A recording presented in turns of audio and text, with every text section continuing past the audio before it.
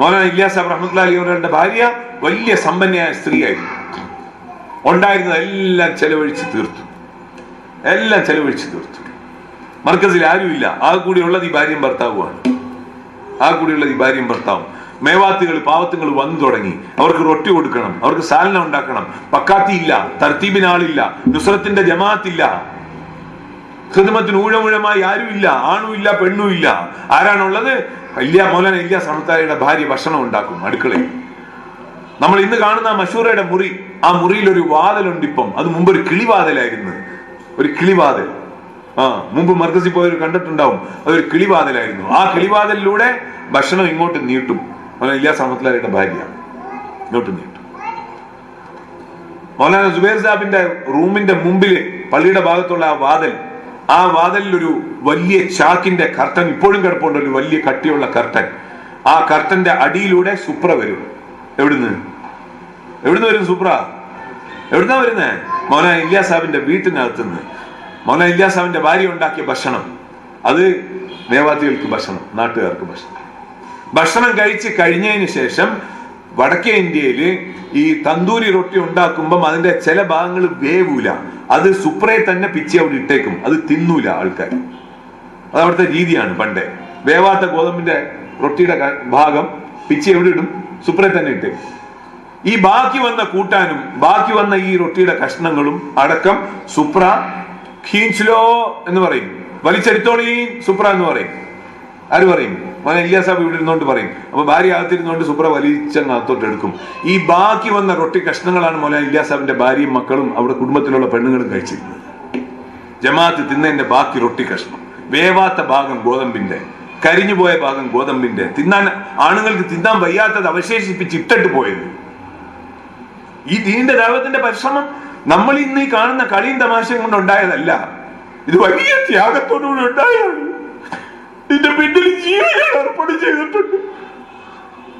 മനുഷ്യന്റെ അഭിലാഷങ്ങൾ, ആഗ്രഹങ്ങൾ, താല്പര്യങ്ങൾ ആണുങ്ങളും പെണ്ണുങ്ങളും വേണ്ടാന്ന് വെച്ചു. വലിയ ഖുർബാനി ഇതിന്റെ പിന്നിൽ നടന്നു. നബി സല്ലല്ലാഹു അലൈഹി വസല്ലം വേണ്ടാന്ന് വെച്ചു ആഗ്രഹങ്ങൾ. ഫാത്തിമ ബീവി ഒരു ജോലിക്കാരിയെ ചോദിക്കാൻ പോയപ്പോ നബി തങ്ങൾ പറഞ്ഞെന്താ? ഫാത്തിമ, നീ ക്ഷമിക്കുമോളെ, നീ ക്ഷമിക്കൂ. നബി തങ്ങൾക്ക് എന്താ ഒരു വേലക്കാരിയെ കൊടുത്താൽ എന്താ പാട്?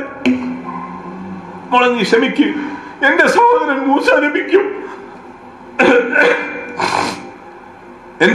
മൂസ നബിക്കും അദ്ദേഹത്തിന്റെ ഭാര്യയ്ക്കും കൂടി ഒരു വിരിപ്പേ ഉണ്ടായിരുന്നോളൂ മോളെ. നബി തങ്ങൾ പറയാണ്. നമ്മൾ ഹിക്കായത്തെ സാഹബായിൽ വായിച്ചു നോക്കി. അലിയുടെയും ഫാത്തിമയുടെയും സംഭവം ഹെഡിങ് ആണ് അതിന്റെ. അലിയുടെയും ഫാത്തിമയുടെയും സംഭവം അതിൽ എഴുതിയിരിക്കുന്നതാണ്. വായിച്ചു നോക്കി.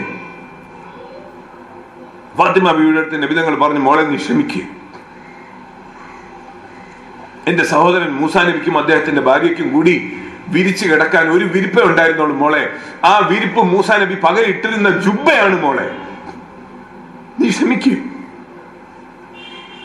സഹോദരന്മാരെ, ഇത് അള്ളാഹ് നബിമാർക്ക് കൊടുത്ത ദീനാണ്.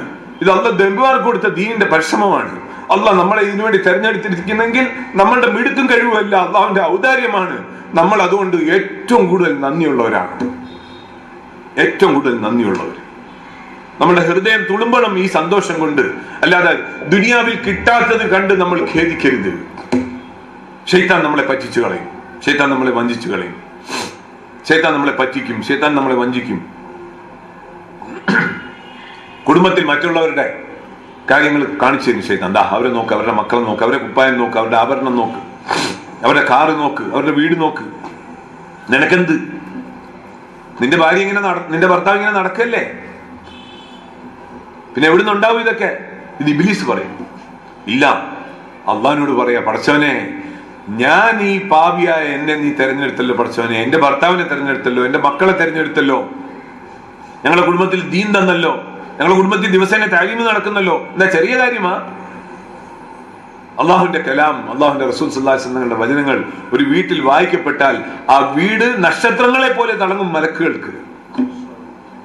നമ്മുടെ വീടുകൾ ദുനിയാവിലെ നക്ഷത്രങ്ങളാണ്, ഹിദായത്തിന്റെ പ്രകാശത്തിന്റെ നക്ഷത്രങ്ങൾ.